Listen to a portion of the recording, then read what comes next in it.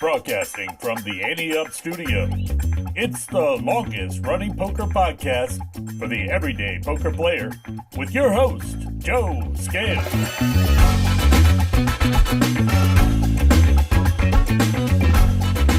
Hello, A-Team, and welcome to the Ante Up Poker Podcast, where every hand is an opportunity, every player is a friend, and every episode is a winning experience. I'm your host, Joe Scales, and this week, you can see me. And as you can see, I'm rocking some Octopi Poker gear. If you haven't already checked out Octopi Poker, I highly recommend doing so as soon as the show wraps up.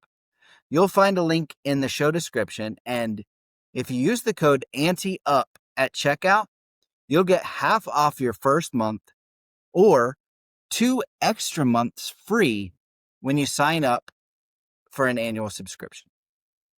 Octopi Poker, they are packed with tools and features to help you actually improve your game.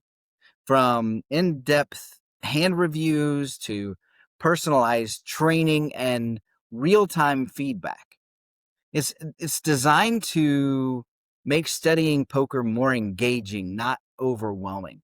Plus, the Octopi Poker community is full of motivated players who love discussing hands and strategy. It's like having a steady group and a coach all rolled into one.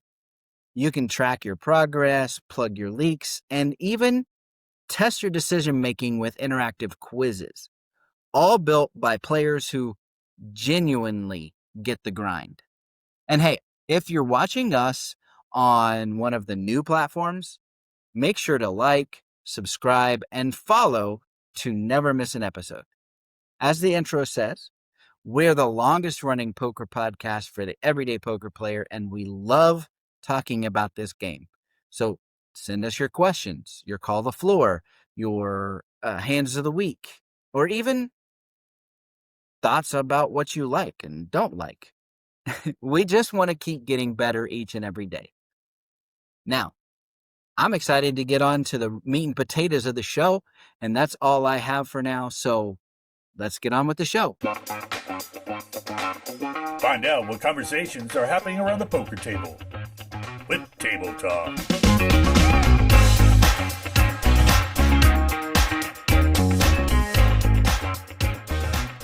Elle and I are back around the poker table. In our Octopi Poker gear. Yes. And you can see it. I know. It's so cool. Thank you so much, Alex, who sent us this athleisure, lovely hooded sweatshirt. And a hat. And a hat and a t-shirt. T-shirt, yeah. Yeah. The material of this I love. I don't know I don't know how to explain that, but it is awesome. It is very comfy. I'm still getting used to it. It's a different material. Yeah. But if you haven't seen on our website, definitely check out the opportunity for subscription with them. And the hand analysis tool has been the new hot item out there. We're gonna try to use it for hand of the week. Yeah. And see how it goes. 100%. So and, we mentioned we are on video now. Very different. We're used to being behind a microphone. We have already created lots of behind-the-scenes content to put on the Discord. Oh, have we? And Patreon. Oh, have we? But no, seriously, this has been a long time coming. You know, it's been something that listeners have asked for a long time. Yeah. And we bit the bullet. We are here. We're here. And look, it's a little nerve-wracking when you do something different and you add new layers to this, but I'm excited. Yeah, I'm kind of having fun with it. Yeah. See how it goes. You know, we worked on a bunch of different things. Like we worked on different camera angles. We worked on, obviously, what's behind us. New lighting. 100% new lighting. New arrangement. Yeah. All the things. I think ultimately we just came down to keep it simple, stupid, right? Yes. And just do it. I mean, just get out there and try it. So we're jumping off into the deep end today. Yeah. You know, we talk about this in poker. I preach this all the time about you can't wait for the perfect spot to go all in. We had that asked of us last night in the Patreon game. True. What happens in Heads Up when you're a shorter stack? When do you need to make your move? It's strategic. Yeah. That's a little different. That may be my one outer. Oh. Ooh la la, didn't even know. But you're right.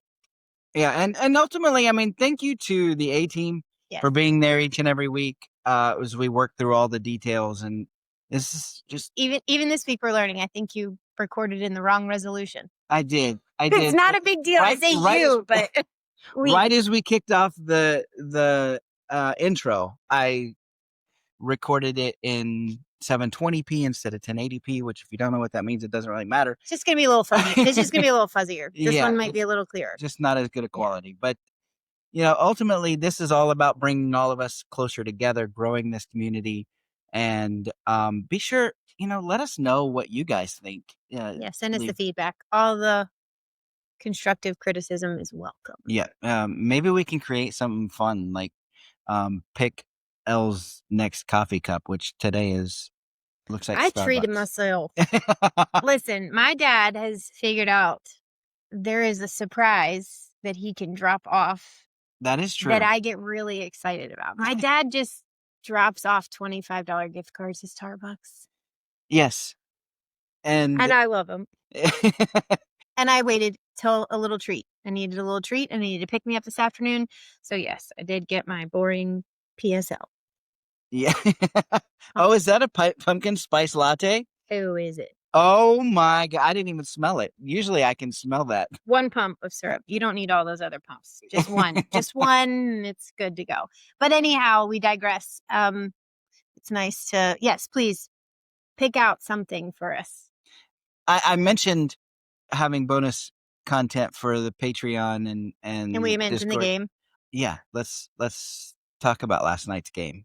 And not my technical difficulties. I think I was in and out on camera like 17 times. True story. Because truth be told, I had gone out to dinner with the girls before I came home. I had a late reg, but just everything was not right. I don't know how to explain in my setup. And then you guys are making fun of me for rearranging furniture in a hotel room. And then it like totally messed me up. So I had to take a break off camera and get myself resituated and organized. We got you flustered, did we? Yes, you did. You all are really good at that. But it was a Hold'em game and had a great time playing. I think we only had 19 or 20 last night. I think we had 19. Yeah. Poker Stars does some weird things sometimes. So some people hung out at their own table by themselves. Sorry about that. To those of you that experienced that. But we ended up having a really fun game. There were some crazy hands, set over set. Ben mentioned I went busted both at the same time. We were texting each other like crazy afterwards. With a straight, right? You guys both had a straight and somebody hit the full house. McEwen is hanging out over there quietly. And I knew when I shoved that Ben had the straight. I just was shoving so we could chop. Okay. That makes sense. Really and truly. I said I'm shoving because I know he has it. And so I'm gonna go all in and we're gonna chop it. Not knowing McEwen over there. I think McEwen did it on purpose. He hit the full house later though, after you shoved, right? I'm really just teasing. It's because I knocked him out in an in-person tournament. So I think there was a target on my back. He was coming. I knocked him out and was not intentional. You feel so bad when you knock out a friend. Like, true. It just makes you feel sick. But anyhow, there were even better things happening throughout the evening, and there was a massive Heads Up challenge, which I was most impressed with both of the guys. Yeah, Pasta took it down after beating Goddard Play Money Heads Up. It was also good to see Goddard Play Money. It was good to see him join the video chat on Discord. It's always fun. I don't think he's ever been in there before, and I will say I'm sorry about your Phillies and the Eagles, though. It was a rough night all around because his Phillies lost and got knocked out of the playoffs. The Eagles lost on Thursday Night Football, and then he ended up only Heads Up, taking second place. So rough night as far as that goes, but he played very well, and it was good. He's got a good sense of humor. Well, and I also really agreed listening to him think out loud. Yeah. Sometimes it's nice to be able to hear people willingly share what they're thinking. I mean, because both people weren't on the Discord at the same time. So it was nice to hear like how he was rationalizing what he's thinking about, because that makes me feel better about some of the things that I'm considering, like the self-talk that happens in the middle of big hands, Yeah, but also there was one hand, it was a pretty pivotal hand where Pasta got quads. Ooh, quad eights. And Goddard had the full house. Right. And we were all like, does he really have the 8? Right. But I mean, that's one of those situations that it's almost you're almost never folding in those situations. But to listen to him talk it through, and he nearly folded. I mean, he really almost folded, and using his time banks. Yeah, that was good. Yeah. So, just like you said, it was good to hear him talking through that. It was really, really interesting. Shout out to 05 Bulldog. Yeah. Welcome. He joined and hung in there. I think he was third. Yeah. So way to come in and show up. I thought it was awesome. And then our bounty didn't show up. So did Mortis volunteer? No, he was third. Okay. In the last game, and I didn't see Dooch. He showed up later as well. Mm-hmm. But the bounty ended up going on Mortis. I didn't want to change it once he showed up. Yeah. So and Just Cards took it. Yeah, Just Cards took the bounty. Pasta's win, though, this is what kills me. Pasta's win pushes him further up the leaderboard. Last month, Joe cannot stand to be low on a leaderboard anywhere. Well, let's just clarify. I'm not low on the leaderboard. Oh, see? Proving the point right there.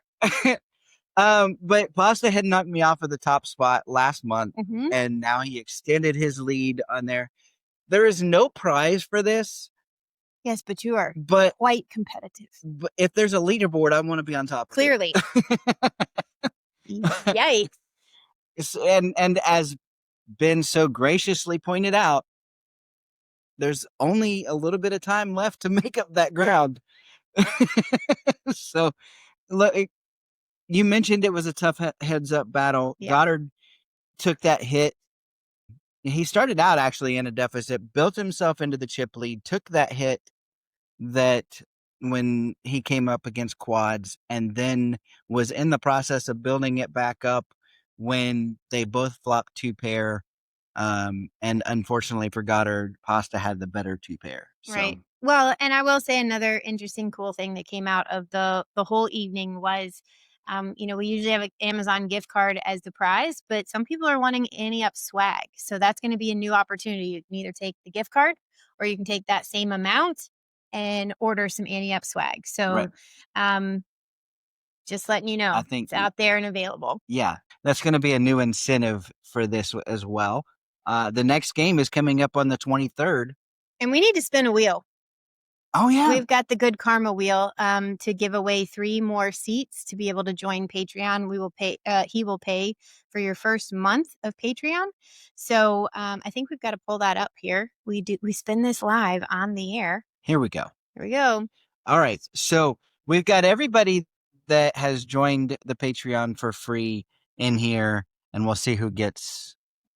We got 3 of them, yes. Right? We got to get 3 of them here. So, first one is Robert B. Right. So Robert B, make sure to get in touch with us, right? Or do we have their email? I've got their email, okay. But also just make sure you respond and let us know that you're going to take that. Remove. And then we will spin it 2 more times. We have...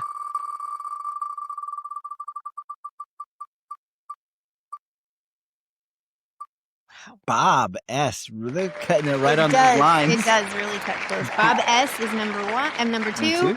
And the third one. Third winner this month for your Good Karma seat. That one's Mitchell H. So that's our 3 winners. I will be reaching out to you guys, and yeah, and thanks again, Ben Mensch. I love Good Karma seats. It's a fun thing. Yeah, it's a really fun thing. Just thinking about spinning that wheel though gave me chills because I know I have to spin the wheel of punishment in the Hand of the Week segment. I'm so looking forward to this. Wait, and I heard that you added something to it. What are you doing trying to get me to eat broccoli on camera? Nobody needs to see that. I have been contacted by multiple people this week in the last actually 2 weeks to contribute specific items to the wheel, and Patrick may or may not have made a phone call to me yesterday, and I shared the items that were shared with me, and my addition to the wheel is broccoli.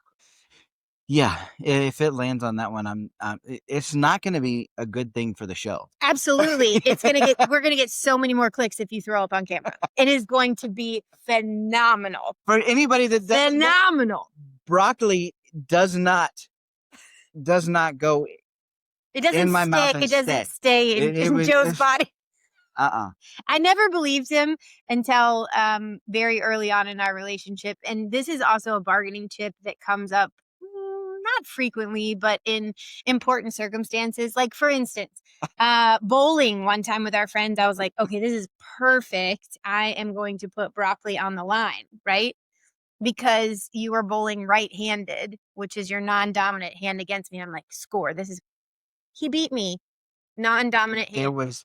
There was no way I was losing and having to eat broccoli. That's disgusting. Yeah, well, and it's beyond just disgusting, and my body rejects it. Yeah, like it is not. That's why I think it'd be hilarious. We now have video footage of it actually happening. Well, hopefully not. Hopefully not. Let's move on. Let's talk about something in the poker world. The WPF Women's Weekend is coming up. So it is. And there's some really exciting stuff. If you go to... All right, let's move on to the poker world. Something happening in the poker world. Yeah, we've mentioned and teased it many, many times and talked a little bit here and there about it. But I really wanted to share the website this week. It is WPFLadiesWeekendUSA.org. And if you go there, click on events in the top bar, I guess, or top ribbon, there are events happening across 14 cities in 11 states, and there's also an online opportunity. So if you're not able to be there in person, check out the online. That's what I'm going to be doing because I definitely want to be competing against other women. Some of the women that I played with in Schenectady, New York, are trying to play satellites to get into some of these events. Oh, that's fun. Yeah, it's really cool. Not only is it happening in the U.S., it's happening across the world. Right. So there are cities across the entire globe that are participating in this weekend, and really can't wait to give a report back on that. And I think that one thing about it that stands out to me is it's not just about poker. Like, they've got other things that they're doing to build this community, right? Mm-hmm. They have like workshops and networking events, charity initiatives, like they've got a lot of stuff beyond just playing poker. And I think because ladies always have more tabs open than just one. Fair. So if we're going to get together, we're going to knock them out all at once. So yes, there's going to be plenty of opportunity to socialize, to get involved, to get to know one another, and then also to compete, because ultimately that's what we're doing. So, and also I think it's really important to mention that the big WSOP event in Cyprus this week, and maybe the next coming weeks, is really pulling a huge crowd. I've been watching a lot of people online that are showing up, that are showing off their experiences flying there. Lexi Gavin Mather and her husband flew business class in Emirates, and they were documenting the whole process. And I was like, oh, I dream of those seats. I flew Emirates a lot in the last decade. And yes, even just economy class in Emirates is amazing. But, and then Catch, he's there. He just arrived yesterday. Lots and lots of people there. A lot of people that we follow and follow us are going to be out there. So. Yeah, we had looked at joining in Cyprus. We just weren't able to make it this year. So looking forward to that opportunity. And then I also find it pretty interesting that the WPT are in card rooms in Texas, because I'm following Matt Savage online. You showed me where he was. He passed a Buc-ee's. He didn't even not stop. able to stop at a Buc-ee's. He did not even stop. I even messaged and was like, "Oh, I gotta have a report." And he was like, "Didn't go today. Maybe tomorrow or something." Right? So, Microphone Man, I'm expecting a full report on your Buc-ee's experience. Yeah. It is not my favorite place in the whole world. We're going to get this. No, absolutely not. It is not my favorite place. It's your Disney World. It's the Disney World of gas stations. Okay. Stopping along the way is always a coin toss when you don't know where you are. You can get the same consistent experience at any Buc-ee's. The bathroom's going to be clean. You know where to meet me when we're both trying to find the other person. It's like primo. True. Primo. Consistency is a great thing. Speaking of travel, though, next week, we're going to be recording Table Talk from the road. Yeah, my parents' RV. Yeah. It's going to be so fun. We will literally be on the road. Yes. Yes. We leave Thursday afternoon. Friday night, we have an event at the Maker's Mark Star Hill Farm, which I'm beyond excited about. We've been talking about going there for a year. And, timing. That's one of those things that I really think the timing aligned. We wanted to go multiple different times and it didn't work out. And now Dale Chihuly has his artwork on display, which is an artist that in my past life as an art teacher, I was educating lots of young children about his work. We created Chihuly sculptures, and I'm just like when we were tingling. In Vegas at I believe it was Bellagio. Yeah, they have a whole ceiling. They had them on, and you just shouted out, "It's Chihuly," and I'm like, "I'm sorry, what?"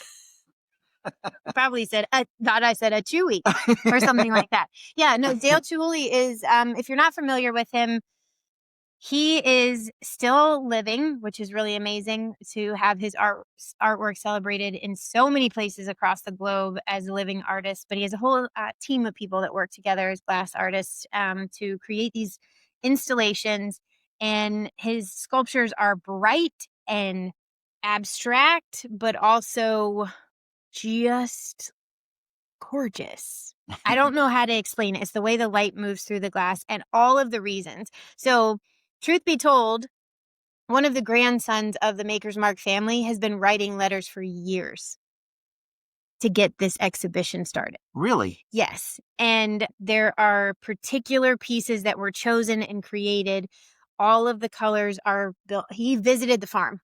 Chihuly visited the farm to see the landscape, to see where his work was going to be. He created these works along with his team to make sure that it fit in with the landscape and it complemented the Maker's Mark family. So I'm just tingling. I'm just so excited to be able to go and tour the distillery, but also to see Dale Chihuly's work in person once again. This is one of the main artists that my kids can spot anywhere. Besides Picasso, that makes sense, yeah. Besides, a Jackson Pollock painting, that kind of thing. I had parents write me and say, we were in blah, blah, blah. And my kid just yelled out, "It's Dale Chihuly." And they're like, who is this person? Right. Kind of like you did. Yeah, exactly. Because you just find yourself surprised when you see it in the landscape. I find him most inspiring because he only has one working eye. Yeah. So he's an artist, a glass blower, which is it's a very dangerous craft. That's not why he only has one eye, is it? No. Anyhow, beyond pumped to be able to, I'm just like, can't wait. I think it's going to be cool because they have some that are just, indoor lights, and then they have some of them that will be outside in the landscape. Yeah. And I think that looks like they're growing from the earth. But that's also turn a generator on. I'm like, how is this all going to work? We have not done the RV thing. Right. But one weekend in a spot that stood still. And it was not a great experience at first. Because we took our dog and we should have never taken our dog. But you're excited for the art. You're excited for the drive. I'm excited for the drive too, but I'm really excited about Maker's Mark. We have some tastings, I believe, while we're there. I'm hoping we get to see your barrel. You're excited for the art. You're excited for the drive. I'm excited for the drive too, but I'm really excited about Maker's Mark. We have some tastings, I believe, while we're there. I'm hoping we get to see your barrel. And yeah, I want to see my barrel. So that's next weekend. This weekend is about getting ready for fall, raking leaves, and then maybe raking in a few pots because we have a home game that we've never been to. Yeah. That texted and they said they're going to have snicky snacks. Oh. Which means they're good. That is a very Southern term for they're going to have, you know how my mom says snickety snacks? Yeah. Yeah. The host texted me because I asked him, is there anything we can bring? And they said, oh, just whatever you want to drink because there's going to be snicky snacks available. And I was like, whoa, that means that the food's going to be good. If somebody would have said that to me, I'd have been like, what kind of snacks? The best the South has to offer. So we're really looking forward to this as well. So thank you. Shout out to that local person inviting us to their home game. We're excited. Yeah. And other than that, I mean, it's always a pleasure being around this table with you, Joe. Likewise. Now it's time for Call the Floor with Elliot Schechter.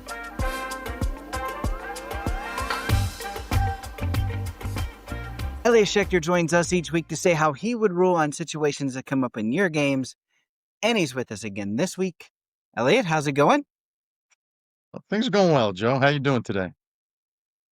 I'm doing well. It's definitely turned fall here. So if you're a fan of fall, it is time.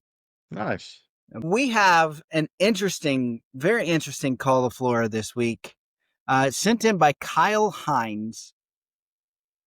Kyle says, during a hand in a local tournament, player A, who always has a lucky figurine that he uses as a card protector, accidentally knocks the figurine off the table while in a hand.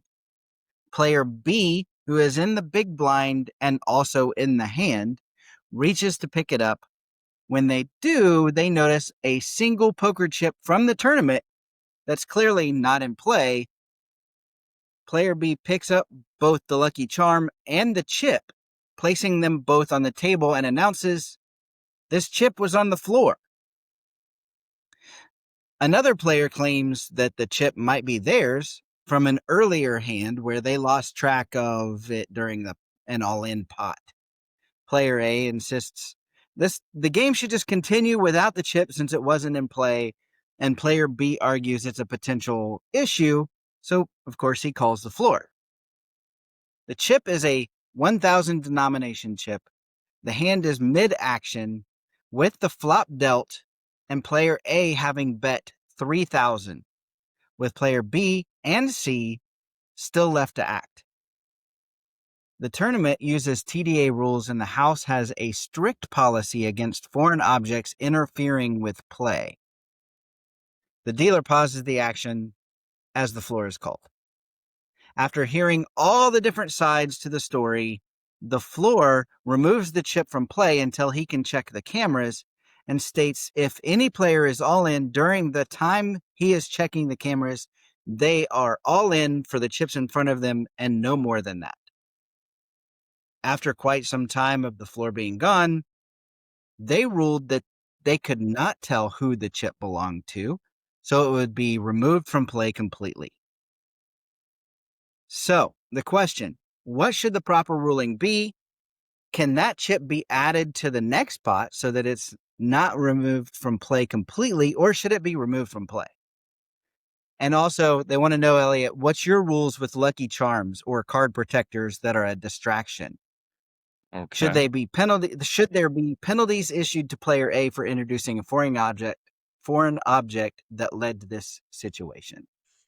So there's a lot to deal with here. All right. Let's deal with the chip on the floor first, which is obviously germane to multiple players at the table. Right. The TDA rule is fairly simple. Rule 63, chips out of view and in transit. Players may not hold or transport chips in a way that takes them out of view. A player who does so will forfeit the chips and may be disqualified. The forfeited chips will be taken out of play. TDA recommends the house provide racks or bags to transport chips when necessary or needed. And notice it specifically doesn't mention chips on the floor, but the concept's the same. Right. Going back to protecting your hand, it also means protecting your stack. Keeping your chips visible and in play and on the table is very important. So the rule does apply. If somebody dropped the chip by accident, it's the conceptual equivalent of placing it in their pocket. Either way, it's not in view. It's not in play. Right. And because it's out of play, it is now forfeit and removed from the chip pool. How somebody could, oh, well, that was mine. I won a pot. Somebody else was all in. How? Then why did it end up on the floor? That's a pretty good question. Apparently nobody asked it right then, but there's no excuse for getting pushed a tournament pot and ending up with such a mess that you end up with chips on the floor. For many reasons. Number one, why would you not be careful? Number two, there's not that many physical chips in play.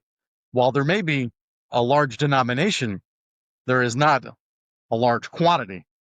Stacks are reduced to the point where chips are easily stackable, pots are easily pushed. It's not till you get to the very later rounds of a tournament where people have 2, 3, 4, 5 racks of chips in front of them. And even then, it's very uncommon.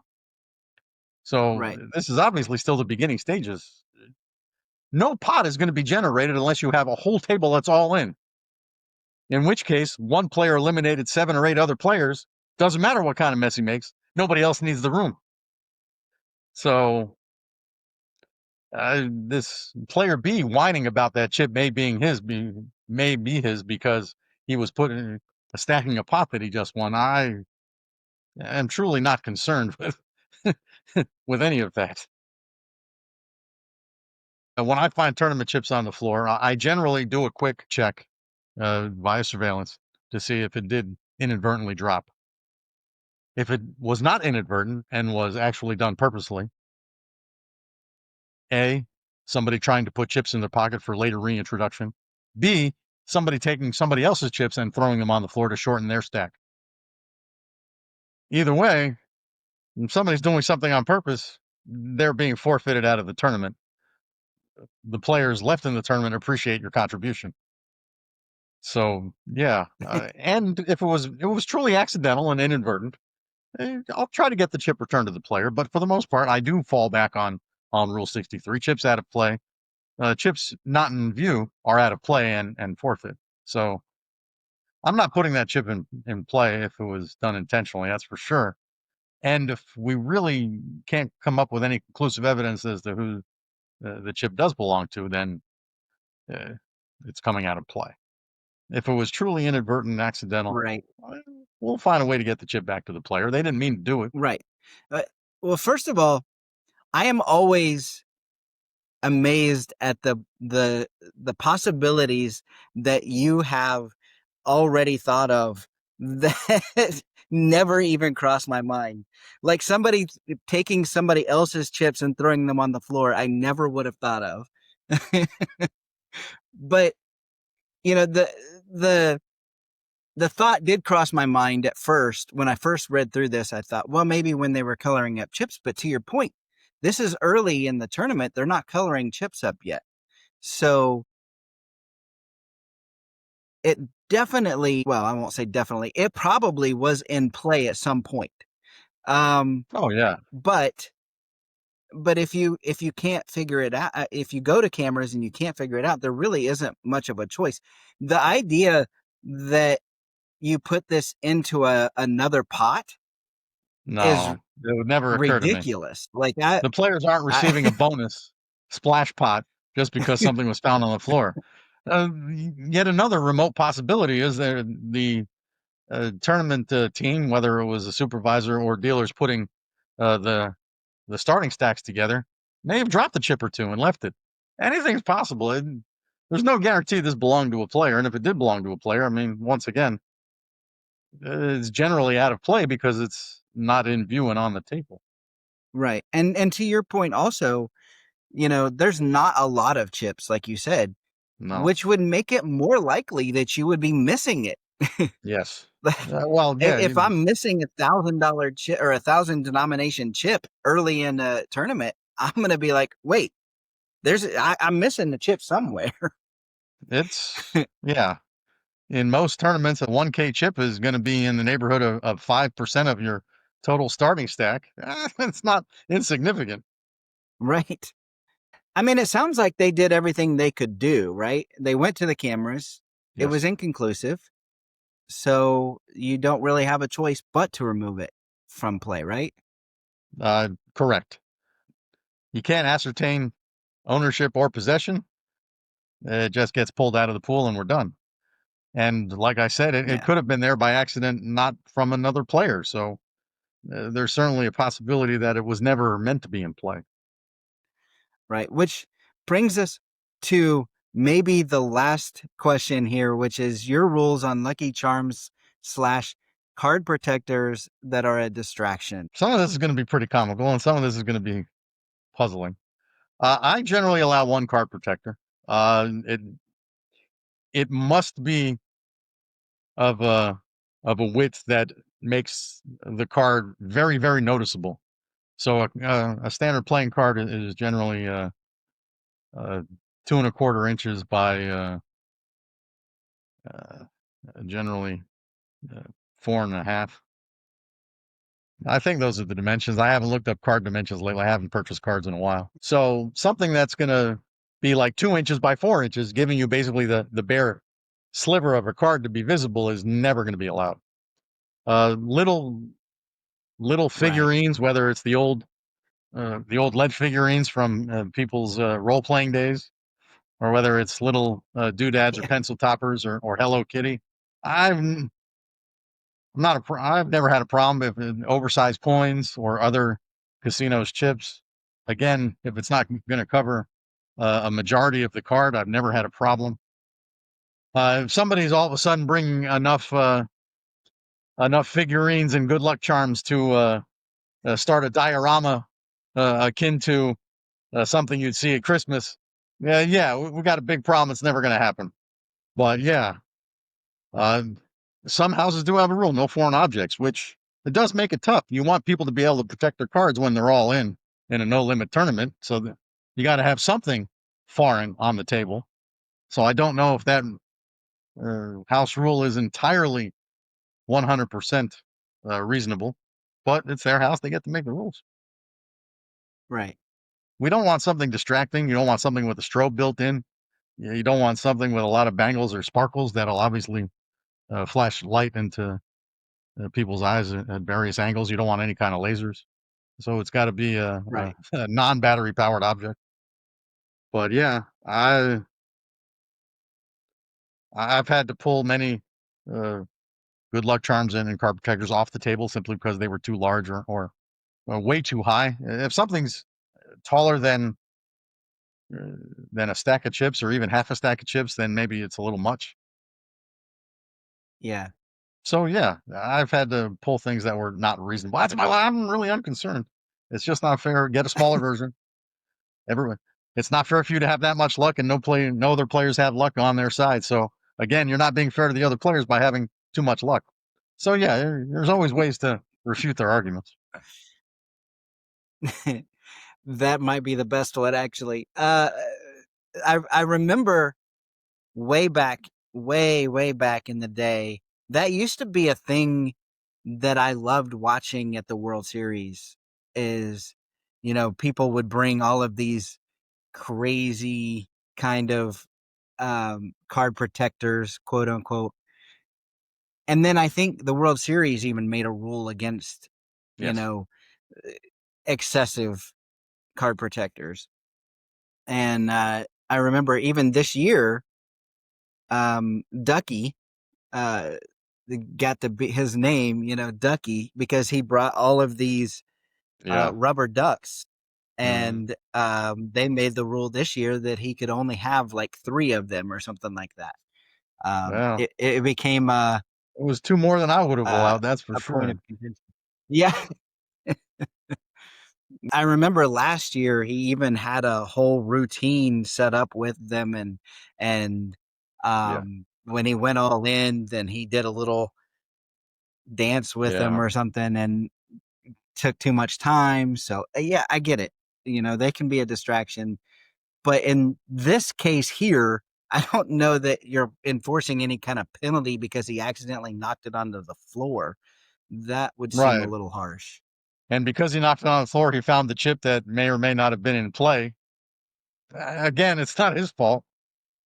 Yeah. If his good luck charm / figurine / card protector was large enough that he was constantly knocking it over or knocking on the floor, yeah, he's crossed the line. It's not in the description. Well, let me take that a step further. What Sure. about all these chips tower things where they're building all of these designs with their chips and whatnot? How much of a distraction is that, and what can you do about that? Well, I don't know if it's a distraction. When a guy is building those castles, it's obvious he's winning pots and running well. Yeah. As long as he's keeping the chips in a readable fashion where the stacks are still 20 high, we generally give him a little leeway. The chips are in play for a reason, and having a large stack while you're running hot as a way to be both intimidating and ostentatious, one word, is certainly a part of the game. As operators, we're supposed to make sure that we're keeping the chips changed out regularly.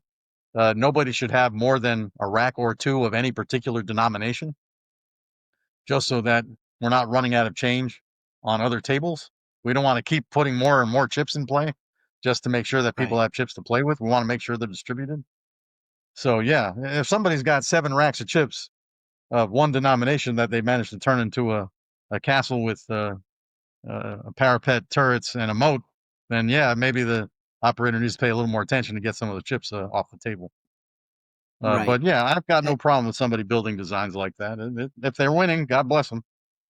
Right. And that's more of a cash game scene than a tournament really anyway, because Yes, I would, it's pretty tough to build that many chips in a tournament. If you're building that many chips in a tournament, then, God bless you. well, yeah, exactly. You've eliminated a lot of players already. Yeah. And in cash Yeah. games, if you're running your cash games efficiently, you're only keeping 1 or 2 denominations in play for the game, period. And most games, especially at the lower levels, anything below 2040, you're generally only got 1 denomination in play.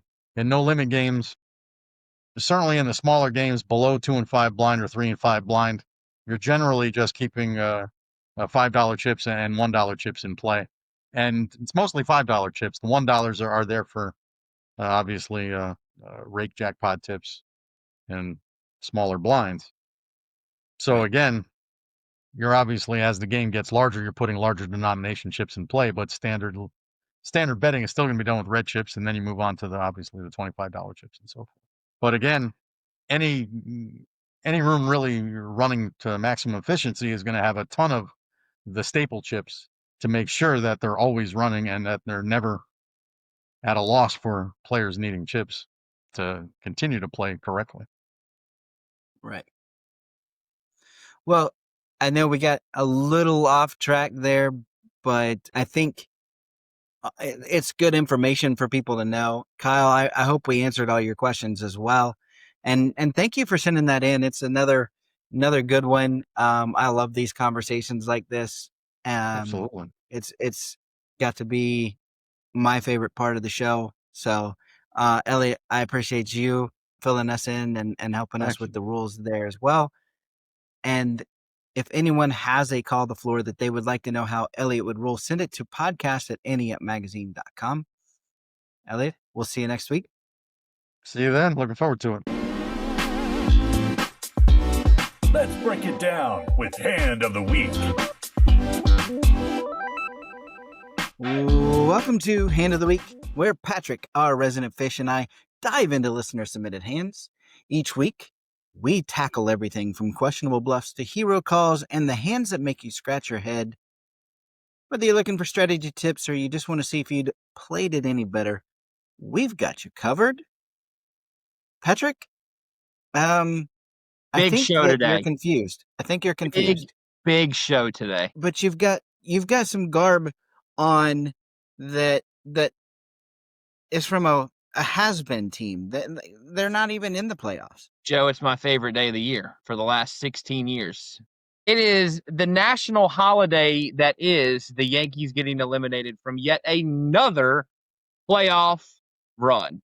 But okay, far be it from me to come to the Yankees' defense, but didn't they eliminate you? They did. Kyle Schlitzer, whatever his name, I think his name's Kyle Schlitzer. I mean, kid threw a great game of his life. Bostonian guy. I mean, he grew up 20 minutes outside of Boston. Threw an amazing game. But it is still a tradition. This is not stealing the Masters Thunder, so I won't go down that route. But it is a tradition, unlike a tradition like lot of no other. other things, that we take, a little pride in. Because since 2004, the Yankees, the greatest ball club in the world, if you ask them, has won one World Series. The Red Sox have won 4. And there's lots of other stats out there. So for every other Red Sox fan out there, okay, I get where you're coming from, but how many total do you have? so if we're gonna go this route, we have a lot less. But out of I think they have, I want to say it's like 27 or something like that. But I will say more than a third of those, this is a stat that not a lot of people know. More than a third of their World Series were won where there were only 2 playoff teams. You automatically got sent directly to the World Series, so they don't count. That being said, they don't count. They don't count. If we weren't allowed to see, they don't count. Listen, they've won a lot of World Series. We may get there one day, but it's still a national holiday for everyone in the Northeast, north of Connecticut, and for all Bostonian fans around the world. Well, I cannot say a word because you can't, but you do have some things to own up to today. And there's been lots of preparation behind the scenes for today, and we are ourselves and multiple other listeners that have sent in, for everyone that sent in suggestions. I do appreciate it. They've been added. The wheel of punishment is ready. Oh no. And I'm so scared. I am so without scared. going too in depth, I mean, let me put it this way: there's nothing permanent. There will be no tattoos done. We're not taking it to fantasy football, levels, but they're pretty good, if I do say so myself. So, Well, I think, can you share your screen? Can I you? would be happy to share my screen. Oh Lord, So I can't. here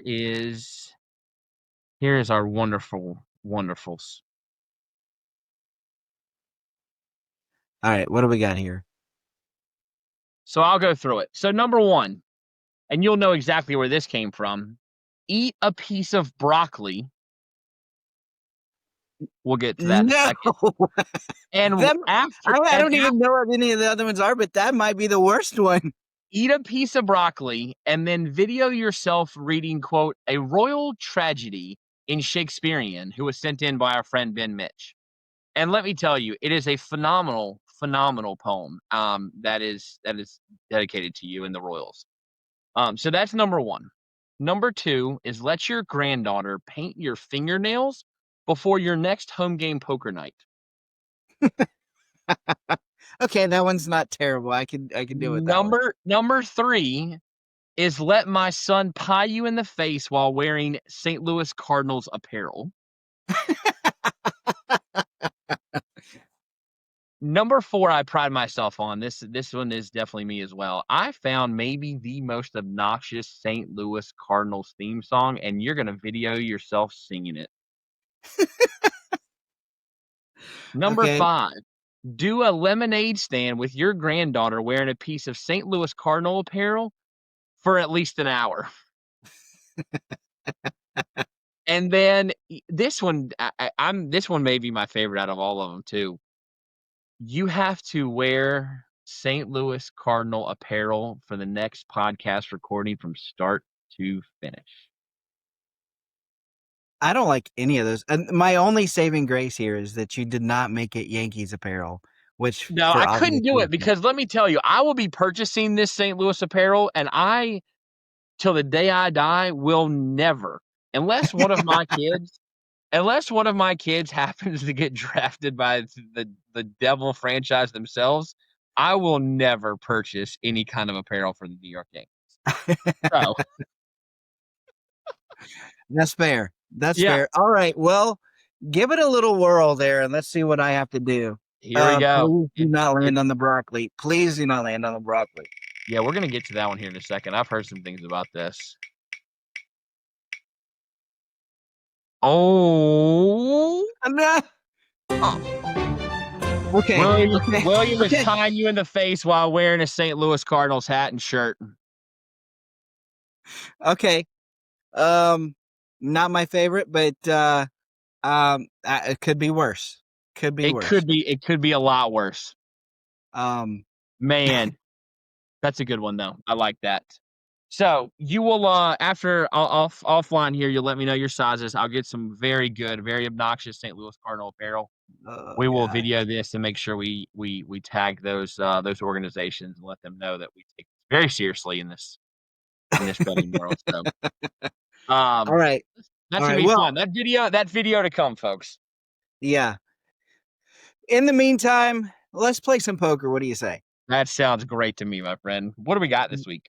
Dennis Rhodes sent us a hand of the week. And Dennis is playing 2-5. No limit hold'em. He's at an 8-handed table. It's live, so it's cash game. But he gives us the table dynamics. Okay. He says the table is a mix of recreational players and a couple of sharp regulars. He says the game has been lively with frequent multi-way pots and aggressive play. Ooh. Sounds So fun. we are under the gun +1 with about 600 in our stack. He says, we're typically a tight, aggressive player who plays disciplined, but can make some creative plays. We have a solid image after a few hours at the table. This is good background. I like this. Under the gun folds in this hand, and we're dealt the ace of spades, king of clubs, and under the gun +1. Right.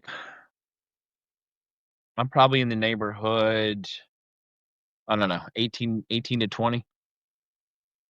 Aggressive table. I'm up there on this one. Yeah, I guess the first question, what are our goals, right? Yep. We could build a pot with probably the best hand pre-flop, right? Yep. We can limit the number of callers if we raise. My first inclination was 15, but I could definitely see going to 20 as well. We're early position, so we want to limit those players. Yeah, So, I feel like if maybe on the lower end, 15 to 18 will load a pot and get rid of a few, unnecessary callers at kind of at the same time, maybe. But yeah, I like that. Dennis raises to 15. Perfect. 2 players fold. Villain 1 in the cutoff. 3 bets to $45. And he Fine by says me. the cutoff has about 800 in their stack. They're a loose, aggressive regular who will raise and 3-bet with a pretty wide range. They've been caught bluffing, but they also show up with some strong hands, keeping the table on their feet. All right. And the button and the small blind fold and villain 2 in the big blind calls. He's got some information on the big blind too. So I love this, how he's got all this Oh yeah, extra absolutely. info here. The big blind only has 300 in their stack. Okay. They're loose passive. They're a recreational player who calls wide pre-flop and rarely raises unless he is holding a premium hand. They chase draws a lot and call down light. So that's good information for us, as now we have to make a decision on a 3-bet to us of $45 after we put 15 in there. I think if we didn't catch another caller, if we just call, if the big blind hadn't called, I feel like I might come over the top again. Right. But I think with the call there and going three-handed, I think I'm just gonna call myself. Okay. We're in two different camps here. Uh-oh. Um, We were so on point because last week. um, well, my thought. Well, first of all, we can nobody's ever folding here. Absolutely not. Um, but we're actually going to be playing this hand out of position the rest of the way. True. And I feel like just the opposite of what you were saying, if it was just us and the cutoff, I might just call. Huh. But I want to try and get this passive player out by raising. Fair So enough. I'm following you. put in a 4-bet probably to, I don't know, maybe 125. So, Maybe that gets a fold from the big blind. I I I really feel like we're ahead of the cutoffs range. I feel like they have maybe ace queen, ace jack, king queen, all of which we just dominate. yeah. So if we can get that big blind out, we're in great shape. Dennis says, I kind of expected to get 3-bet here. I want to keep the range wide and control the size of the pot if I whiff the flop. So Fair. he just That called. was a thought I had too, to be honest with you as well. But Yeah. So with his call, the pot is 137. And the flop is the queen of hearts, 10 of spades, 4 of diamonds. So we've got 2 much overcards. much like your Royals at the plate, a swing and a miss. Not completely. No, not completely. That's absolutely right. Yes. We've got a gut shot here. If we hit the jack, Yep. we're golden. Again, 2 overcards. 2 overcards definitely within that cutoff range for sure. And the big blind checks to us. That's not a shocker at all, given Right. the appearance of that. Um, see, this is interesting. So, my thought process, no, we did not miss totally. Definitely cutoff range of, ace queen, king queen, queen jack. Yeah. It did Um, smash their range. it did for sure. Playing Dennis's hand, I check. Yeah, I think the biggest thing that we talk about so many times on here is tell the story Yeah. that makes sense, right? We were not the aggressor pre-flop. They were. Yep. We raised, but they 3-bet us. Yeah. So if we were to lead out here, what story are we telling? Well, the first thought is we're trying to buy this and get out of here. Yeah. Yeah, we might say that we have some sets maybe, but even if we had sets, then we probably check and let them put the money in, right? Yeah. So, yeah, I'm not gonna be the first. I'm not donk betting here. I'm not putting the money in first. Let Yeah. them continue their aggression and see where we go. So, I check. Dennis checks, and the cutoff bets $40. It was a very strange bet. Yeah, and the big blind calls. So he sizes down a bit here. Why? Why does he do that? I've put a worm on a hook before. It's called bait. I don't know. I mean, why? I don't know of any other reason. I mean, other than to make sure that he attracts the big blind for more, right? Yeah, I mean, I've seen this a lot too, where it doesn't scream strength. It's usually like if I were to do this, it would be to keep our betting initiative, right? We took Right. control, so here's the continuation bet, and maybe we get hands like ace king, small pocket pairs, pocket all the way, even pocket jacks, maybe those type of hands to fold. it honestly makes me want to raise here, but because the big blind calls, I don't know if I want to do that. Well,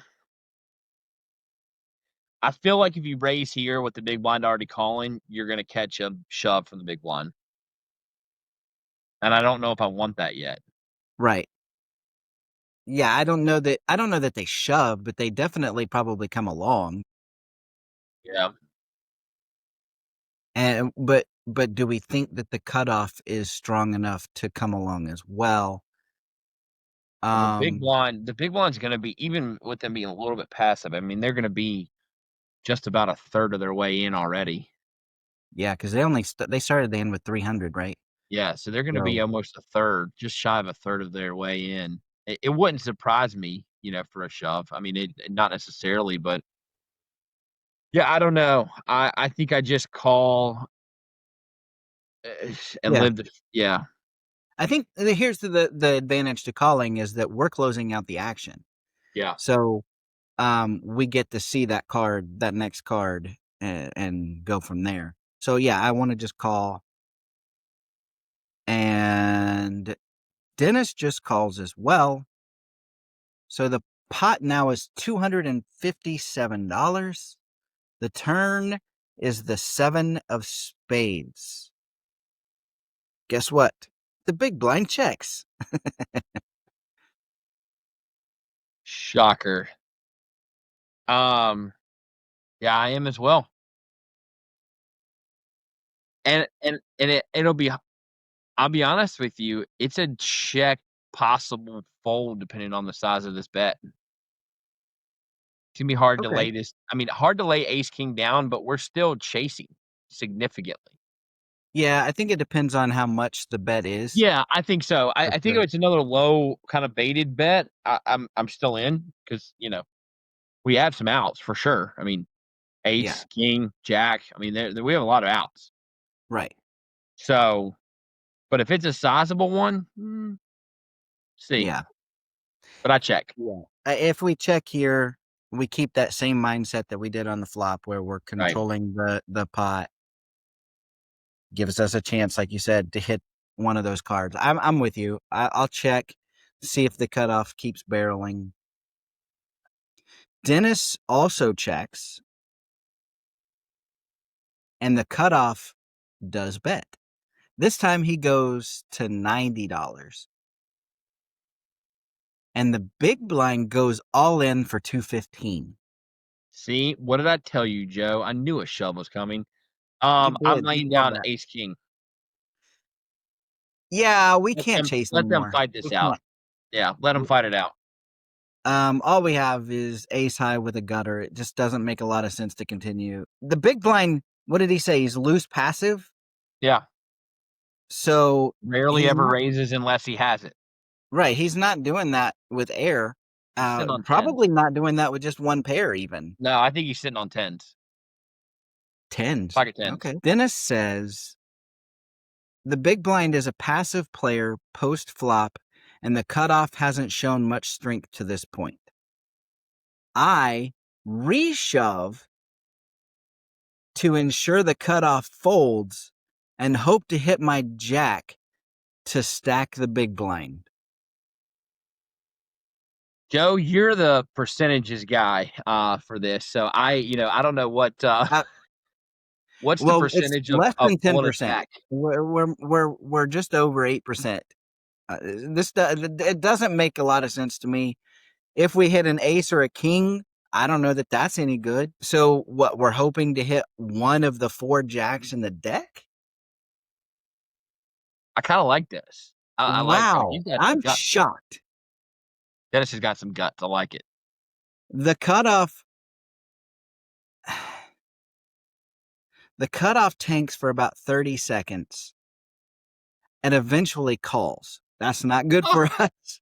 Okay, so here we go. The cutoff has tens, the big blind has queens, and we're sitting there hoping for a jack. When you look up chaos in the dictionary, that's what it is. The main pot now is $902. The side pot is $600. And the river is the ace of diamonds. So the cutoff turns over. Oh my God. So the cutoff turns over the king of spades, 9 of spades. Oh, So a missed straight and flush draw. And we take the side pot then with our ace of diamonds. yeah. Side pot's ours. With the ace of diamonds. Big blind sitting on the ladies, I'm assuming. The big blind has ace of clubs, queen of clubs. Ooh. So he had top pair, top kicker, and hit 2 pair on the river. I'm gonna tell you what, Dennis was spot on the read of this table. I mean, it is an aggressive table. I mean, there's a lot being thrown in on a pair and chasing. Right? Man. So here's where things are weird. We got lucky getting a call from the guy in the cutoff, because that means now we broke even on the hand. Yeah. Because we started the hand with 600 and we end the hand with 600. We probably get a little bit less. We probably lose a little bit because of rake, but we're lucky we're not stacked, actually. He says, when I thought about this hand after the fact, the cutoff probably should not have been in the hand. So I would have been better off folding here. If I'm not folding, though, is shoving the right play? I'm going to let you answer this first. If, and this is as big an if as possible, because in my humble opinion, and I think in Joe's as well, I don't think you have any business still being in that hand. But yes, if you were gonna play, I think shoving's probably a great call there. I think that's the right move. I don't yeah.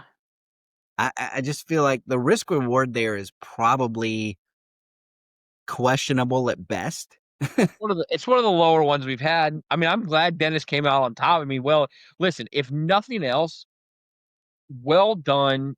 Totally had a great a great read on the table, knew what he was looking at. Wow. Yeah. Here's what I say, though. I realize this worked out, but if they call there, theoretically, they should have been ahead to call you there. 100%.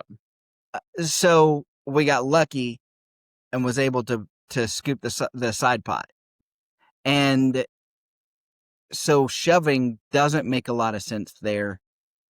Calling, again, we still probably lose, but we at least have 300 in our stack after the fact, you know? Yeah.